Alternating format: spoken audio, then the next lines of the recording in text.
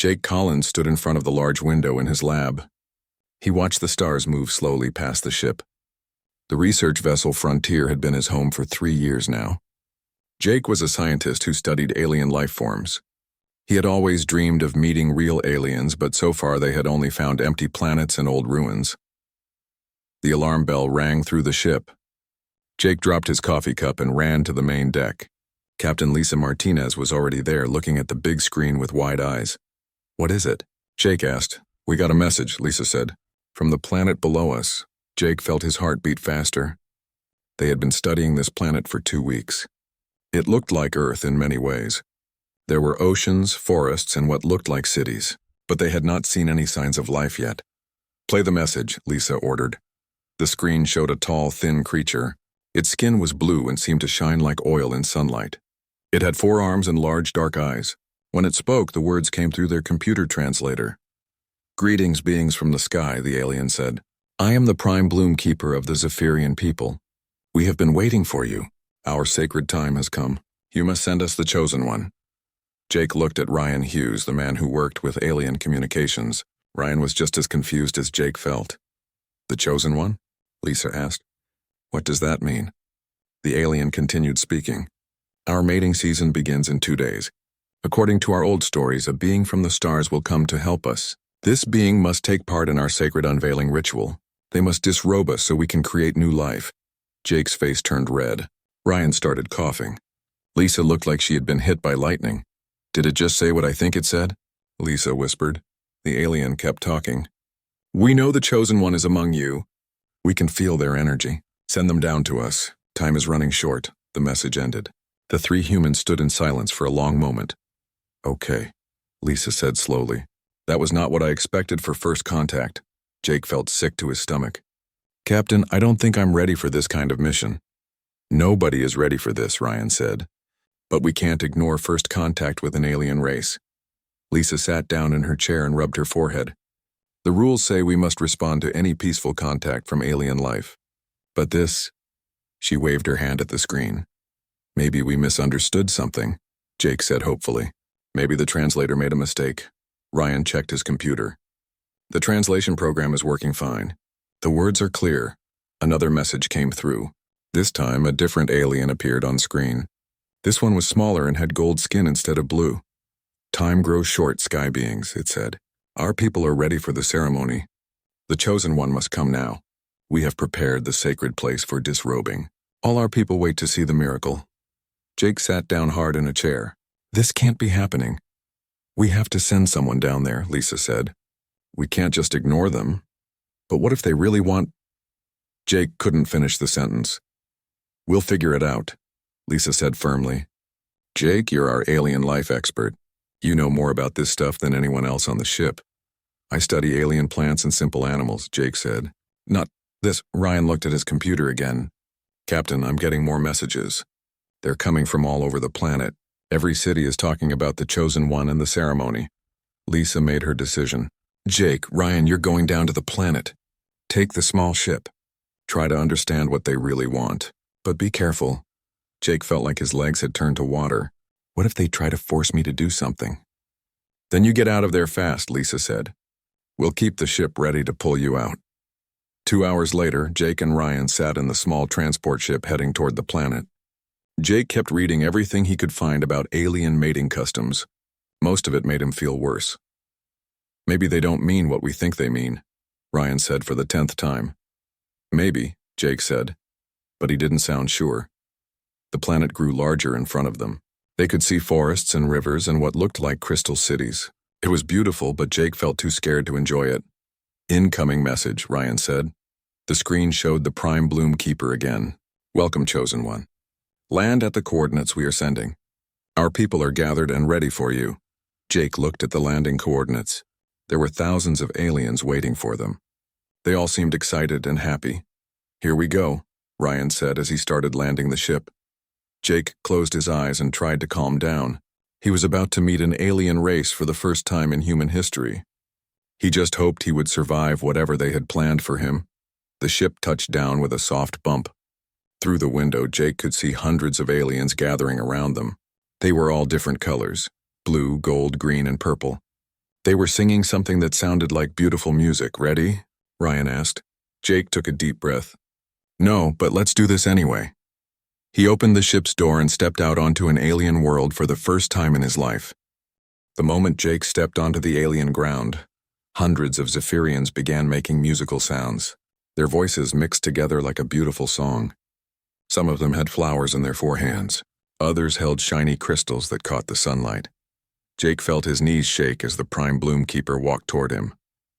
Up close, the alien was even taller than Jake had thought. It was almost 8 feet tall and moved like it was dancing. Welcome, Chosen One, the Prime Bloom Keeper said. Its voice sounded like wind chimes. I am called Harmony of the Seventh Bloom. You may call me Harmony. Hello, Jake said. His voice cracked like a teenager's. I'm Jake Collins. Jake Collins, Harmony repeated. A beautiful name for the one who will save our people. Ryan stepped up beside Jake. We're honored to meet you, but we need to understand what you want from us. Harmony's large, dark eyes looked confused. We want nothing. You are here to give us the gift of new life. The old stories told us this day would come. Jake felt sweat running down his back even though the air was cool. About this ceremony you mentioned, the disrobing ritual. Could you explain exactly what that means? Of course, Harmony said happily. You will help us remove the barriers that stop us from creating children. Without this help, our people will die. Jake looked at Ryan. Ryan looked back at Jake. Neither of them felt better about this explanation. Maybe we should go back to our ship and talk about this, Ryan suggested. No time, Harmony said. The season begins tomorrow at sunrise. Everything must be ready. More aliens gathered around them. Jake noticed that they all looked excited but also worried. Some of the younger ones had tears in their eyes. Are your people sick? Jake asked. Sick in our souls, an old alien with purple skin said. For 30 years our children have not been born. The sacred fire inside us grows cold. Jake felt a little less scared and more curious. 30 years? What happened 30 years ago? The sky began to hurt us, Harmony explained. The light from our sun changed. Now it burns our life energy instead of feeding it. Ryan got excited. This sounds like radiation poisoning. Jake, they might have a problem with their star. Jake nodded. This was the kind of problem he could understand. Can you show us someone who is sick? Harmony led them through the Crystal City. The buildings were beautiful, but Jake noticed that many were empty. The few Zephyrians they saw looked tired and sad. They stopped at a large building that looked like a hospital. Inside, dozens of aliens lay on soft beds. They were all very thin and their shiny skin looked dull. These are our young adults, Harmony said sadly. They should be full of energy and ready to create families. Instead, they can barely move. Jake looked closer at one of the patients. The alien's skin had dark spots on it. Ryan, take some readings with your scanner. Ryan pointed his device at the sick alien. The numbers on the screen made him whistle. Jake, the radiation levels here are really high. What kind of radiation? Jake asked. I don't know. It's not like anything I've seen before. Jake turned to Harmony. When you say we need to disrobe your people, what exactly does that mean? We must remove the poison that covers our life force, Harmony said. The old stories say only a pure being from beyond the sky can do this. Jake felt his mind racing. Wait, you don't mean taking off clothes, do you? Clothes? Harmony looked confused. What are clothes? Ryan laughed suddenly. Jake, I think our translator is messing up their language. What do you mean by disrobe then? Jake asked carefully. Harmony thought for a moment. To show the true self? To take away the covering that hides the inner light? Jake felt a huge weight lift off his shoulders. Ryan, I think they want some kind of medical help, not the other thing. That makes a lot more sense, Ryan said with relief. They spent the next hour trying to understand what the Zephyrians really needed. Jake learned that the aliens created babies by sharing energy, not by physical contact like humans did. When their energy was clean and strong, new life would begin. But something was blocking their energy. The sick aliens felt like their life force was covered by a heavy blanket. We believe you can remove this blanket, Harmony said to Jake. The old stories say the Chosen One has pure energy that can clean the poison from our souls. Jake wasn't sure what to think. I'm just a human. I don't have any special powers. You came from the stars, an old alien said. You carry the energy of the void between worlds. This energy can wash away the poison. Ryan was still taking readings with his scanner. Jake, their bioenergy is definitely being blocked by something. But I can't figure out what. Jake looked around at all the hopeful faces watching him. These people were dying and they thought he could save them. The problem was he had no idea how. I want to help you, Jake said honestly, but I need to understand more about what's wrong. Can you show me where this poison came from? Harmony nodded and led them outside. She pointed to the sky where their sun was setting. 30 years ago, new lights appeared around our sun. Small lights that moved in circles. After that, our children stopped being born. Ryan looked through his telescope at the sky. Jake, there are artificial satellites around their star. Lots of them. Satellites? Jake asked. Who put them there? Not us, Harmony said. They appeared one day. We thought they were gifts from the sky gods. Jake felt a cold feeling in his stomach. Ryan, scan those satellites. Ryan pointed his scanner at the sky and waited. After a few minutes, his face went pale. Jake, those satellites are broadcasting some kind of energy beam. It's hitting the whole planet. What kind of energy? I don't know, but it's definitely not natural. Someone put those satellites there on purpose. Jake looked at the sick aliens around them. Someone was slowly killing these people and they didn't even know it. Harmony, Jake said carefully. I think someone is poisoning your people from space. Those lights around your sun are weapons. The alien's large eyes grew even wider. Weapons? But who would want to hurt us? Jake didn't know the answer, but he was going to find out. And somehow he was going to help these people fight back. Back on the frontier, Captain Lisa Martinez called an emergency meeting. Jake and Ryan had returned with shocking news about the satellites. The ship's crew gathered in the main room to hear what they had learned. So let me get this straight, said Tony Blake, the ship's engineer. These aliens are being slowly poisoned by artificial satellites and they want Jake to somehow cure them. That's right, Jake said. But I still don't understand how I'm supposed to help them. Kate Wilson, the ship's biologist, was studying the readings Ryan had taken. These energy patterns are fascinating. The Zephyrians don't reproduce like humans do. They share electrical energy to create new life. Like electric fish, Tony asked. More complex than that, Kate explained. Their whole species works like one big electrical network. When they're healthy, they can share energy and create babies. But something is blocking that network.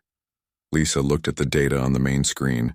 And you think those satellites are causing the problem? Definitely, Ryan said. The satellites are sending out a specific frequency that interferes with Zephyrian bioelectricity. Jake felt frustrated. But how does that help us? I can't just wave my hands and fix their electrical problems. Kate looked excited. Actually, you might be able to. Jake, human brains produce electrical signals too. Our patterns are very different from Zephyrian patterns. So maybe your brain waves could help reset their electrical network. Like rebooting a computer. Tony scratched his head. That sounds dangerous. What if something goes wrong? The Zephyrians are dying anyway, Jake said quietly. If I don't try to help them, they'll all be dead in a few years. Lisa made her decision. Kate, Tony, I want you two to go down to the planet with Jake and Ryan. Study their biology and see if this idea could work. The next morning, the 4 humans returned to the Zephyrian city. Harmony was waiting for them with dozens of other aliens. They all looked hopeful but scared. Have you decided to help us? Harmony asked Jake. I want to try, Jake said. But first, my friends need to understand how your people work. Kate and Tony spent hours studying the Zephyrians. They learned that the aliens had special organs that could send and receive electrical signals. These organs let them share thoughts, feelings, and life energy with each other. It's like they're all connected by invisible wires, Kate explained to Jake. But the satellite interference is cutting those connections. How do I fix that? Jake asked. By letting them connect to your brain, Kate said. Your electrical patterns might be able to break through the interference. Jake felt nervous. Is that safe? Probably, Kate said. But she didn't sound completely sure. Tony was less positive. Jake, we have no idea what connecting to alien minds might do to you. You could lose your memory or worse. Or I could save an entire species, Jake said. That evening, the Zephyrians prepared for their ceremony. They gathered in a large crystal building at the center of their city. Hundreds of aliens sat in circles around a platform where Jake would stand. Harmony explained what would happen. You must open your mind completely. Let down all your defenses. We will try to connect our damaged network to your clean energy. Jake stood on the platform wearing a special helmet that Kate had built. The helmet would monitor his brain and protect him if something went wrong. "Are you ready?" Harmony asked. Jake looked at his human friends. Kate gave him a thumbs up. Tony looked worried but nodded. Ryan was recording everything with his camera. "I'm ready," Jake said. The Zephyrians began to sing. Their voices created a sound like electricity humming through wires. Jake felt the song in his bones. Then something incredible happened. Jake felt his mind expand. He could suddenly sense every Zephyrian in the room. Their thoughts and feelings flowed into his brain like water, but he also felt their pain. The satellite interference was like static in a radio, blocking their connections to each other. Jake could feel how lonely and scared they were. Without thinking about it, Jake reached out with his mind. He tried to push through the static with his own electrical patterns. His human brain waves were different from theirs, sharper and more focused. Slowly, the static began to clear.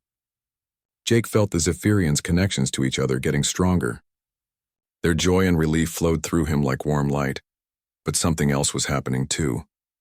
Jake's connection to the aliens was changing him. He could feel his brain adapting, growing new pathways to handle the alien thoughts. "Jake," Kate's voice sounded far away. "Your brain activity is off the charts." Jake barely heard her. He was too busy helping the Zephyrians reconnect to each other. One by one, he felt their damaged network healing. Then suddenly Jake sensed something that made his blood run cold.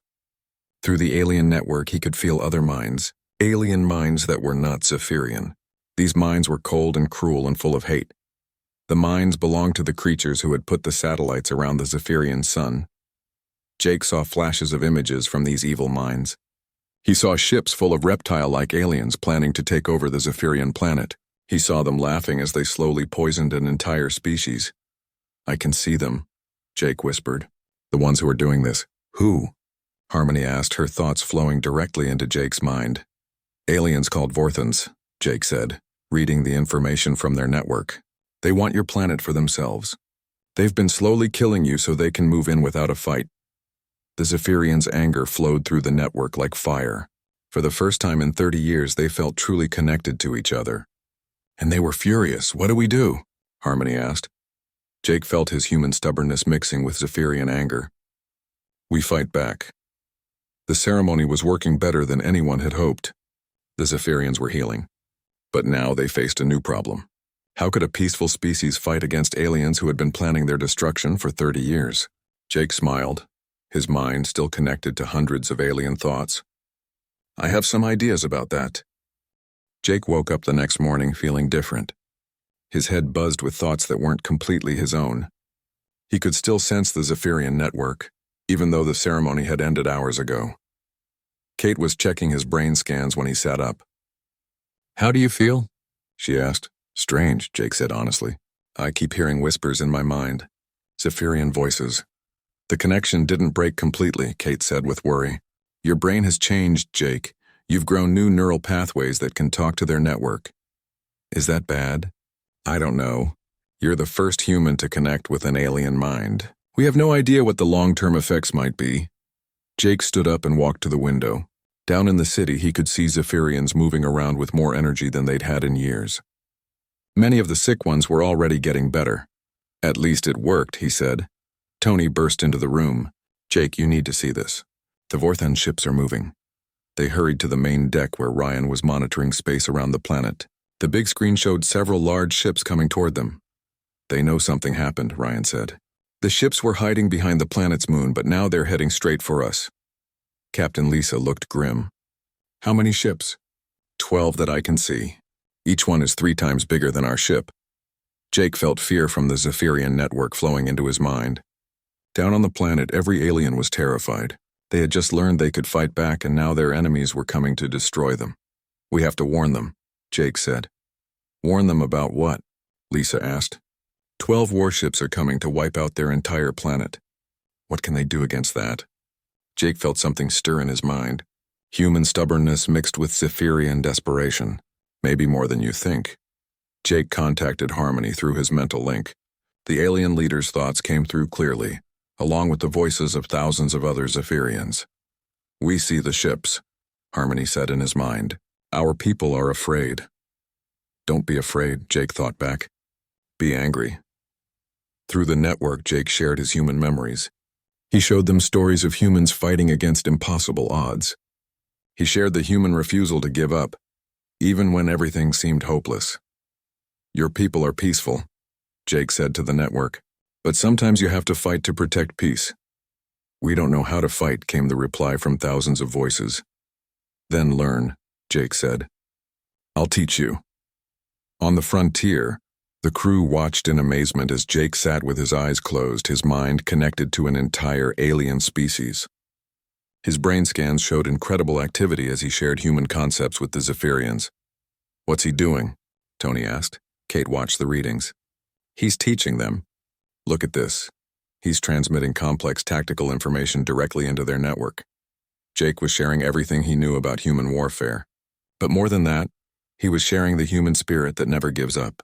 He showed them how humans had fought against larger enemies by being clever and unpredictable. "The Vorthons expect you to surrender or run away," Jake told the network. "They've been watching you for 30 years. They think they know how you'll react." "How should we react?" Harmony asked. "Like humans," Jake said with a grin.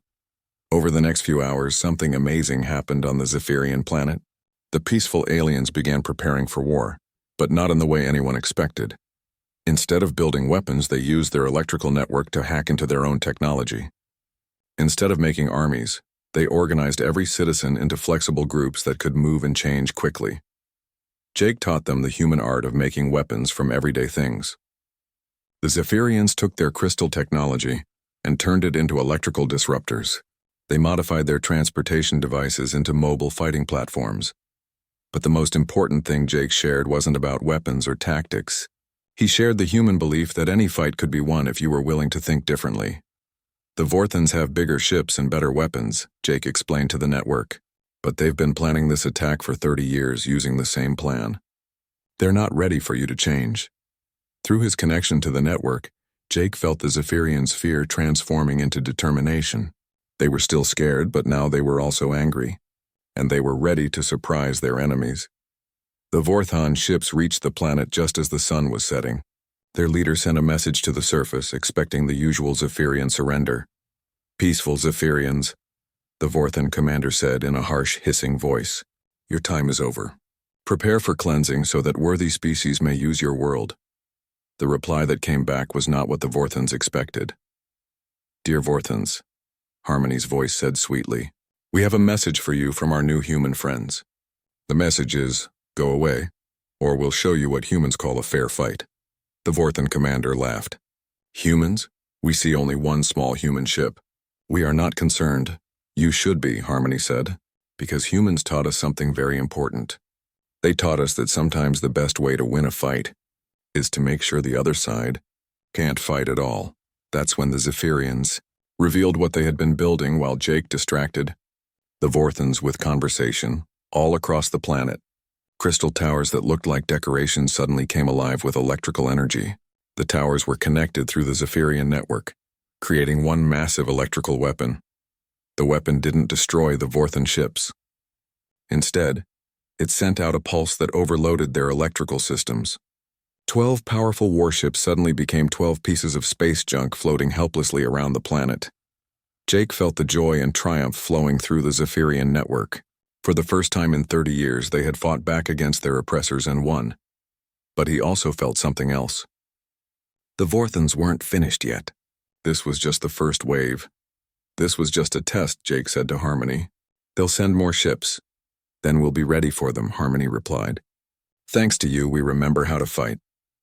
Jake smiled as he felt the determination of an entire species flowing through his mind.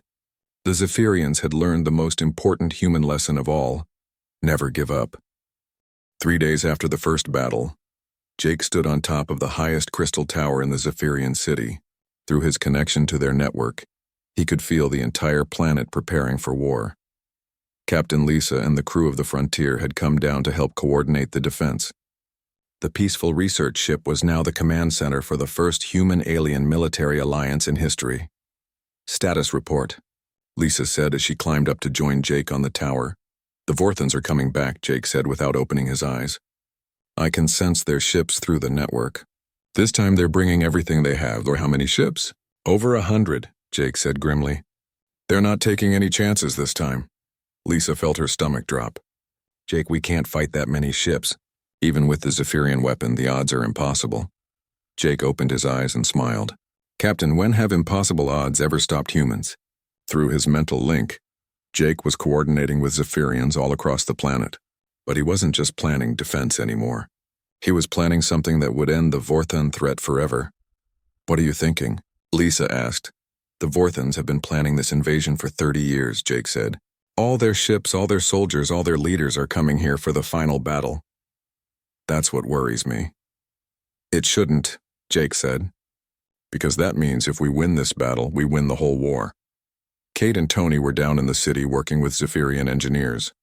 The aliens had learned human concepts amazingly fast. In just 3 days, they had rebuilt their entire civilization around the idea of fighting back. Jake, Kate's voice came through his radio. The bioelectric amplifiers are ready, but I have to warn you, using them might permanently change your brain.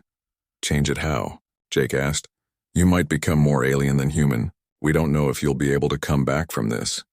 Jake felt the worry and love from his human friends mixing with the determination of thousands of Zephyrians in his mind. Both species were counting on him. I understand the risk, Jake said, but if we lose this fight, there won't be a future for either of our species. The Vorton fleet arrived just after midnight. Their ships blocked out the stars as they surrounded the planet. The lead ship was enormous, bigger than a city. Zephyrians, the Vorthon commander's voice boomed across the planet. You have killed our advanced scouts. For this crime, your species will not be given the quick death we originally planned. You will suffer before you die. Jake stepped forward to reply, but when he spoke, his voice carried the power of the entire Zephyrian network. Vorthons, Jake said, his words echoing with electrical energy. You picked the wrong planet to mess with. Impossible, the Vorthon commander hissed. Zephyrians cannot project such power. You're right, Jake said, but I'm not a Zephyrian. I'm a human, and humans have a gift for you. What gift? Jake smiled as he felt the power of both species flowing through him. We give you the gift of learning what happens when you threaten our friends. The battle that followed was unlike anything in galactic history. The Vorthons attacked with overwhelming force, sending thousands of fighters and dropships toward the planet. But they were not fighting the same Zephyrians they had been studying for 30 years. These Zephyrians fought like humans. Zephyrian pilots flew their ships in crazy patterns that no computer could predict. Zephyrian soldiers used hit-and-run tactics that confused the organized Vorthon forces. Most importantly, every Zephyrian was connected to every other through their network, making them act like one giant organism with thousands of parts. Jake was the center of it all. His human brain connected to the alien network let him coordinate attacks that seemed impossible. He could think like a human but act through thousands of alien bodies at once. The Vorthons had better weapons and more ships, but they couldn't adapt fast enough to fight an enemy that could change its tactics instantly. When Vorthon ships attacked the cities turned out to be illusions created by the electrical network. When they tried to land troops, the ground itself fought back with electrical weapons hidden in every crystal. But the real surprise came when Jake activated the final part of his plan. Instead of just defending the planet, the Zephyrians went on the attack. Their crystal towers fired focused electrical beams that reached into space, disabling Vorthon ships faster than they could retreat. This is impossible, the Vorthon commander screamed. You are a peaceful species. You don't know how to fight. You're right, Jake replied, his voice coming from every speaker on every Vorthon ship at once. But we learned from the best teachers in the galaxy. What teachers? Humans, Jake said. And humans taught us the most important lesson of all. Never start a fight with someone's friends unless you're ready to deal with their entire family. That's when the Vorthons realized their mistake. They hadn't just attacked the Zephyrians. They had attacked the first species that humans had chosen to protect, and humans, as they were learning, did not forgive threats to their friends. The battle ended when Jake did something that shocked both species. Instead of destroying the Vorthon fleet, he hacked into their network using his hybrid human-Zephyrian consciousness. Through the enemy network, Jake showed the Vorthans what they had tried to destroy. He shared memories of Zephyrian children who had died because of the satellite poisoning. He showed them families that would never exist because of 30 years of slow murder. But he also showed them what the Zephyrians could become with human friendship. He showed them the amazing things that could happen when two species worked together instead of trying to destroy each other. You have a choice, Jake told the Vorthan commander. You can keep fighting and lose everything, or you can learn to live with your neighbors. The Vorthan commander was quiet for a long time. Finally, he spoke. What are your terms? Simple, Jake said. You remove your satellites and leave this system. In return, the Zephyrians won't hunt down your homeworld and show you what they learned about electrical warfare. And if we refuse? Jake's voice carried the combined determination of two species. Then you'll learn why humans are so good at making friends, because we're even better at protecting them. The Vorthans left that same day. They took their satellites and their ships and disappeared into deep space. On the planet below, the Zephyrians celebrated their freedom. But they also celebrated something else, the birth of the first children their species had seen in 30 years. The restoration of their network had healed the damage from decades of poisoning. Jake stood with his human friends and watched alien children play in the crystal gardens. His mind was permanently changed by his connection to the Zephyrian network, but he didn't regret it. Was it worth it? Lisa asked him. Jake felt the joy and hope flowing through thousands of alien minds. He also felt the pride of his human friends and the knowledge that they had saved an entire species. Ask me in 100 years, Jake said with a smile, when these children have children of their own, and they remember the day humans and Zephyrians became family. Captain Lisa looked up at the stars where Earth waited for news of their mission. Think the folks back home will believe this story? Jake laughed, his voice carrying just a hint of alien music. They'd better. Because this is just the beginning. We just proved that humans can make friends with anyone in the galaxy. Even with species that try to kill our friends first? Especially with them, Jake said. After all, the best way to make a friend is to show them what happens to people who mess with your family. In the years that followed, the story of the human who saved the Zephyrians became legend throughout the galaxy. It was the first proof that humans had a special gift, not for conquest or destruction, but for turning enemies into friends and making sure that friendship meant something. And Jake Collins, the first human-alien hybrid consciousness, became the bridge between species that would eventually unite dozens of worlds in peace. All because of a translation error that led to the most important misunderstanding in galactic history.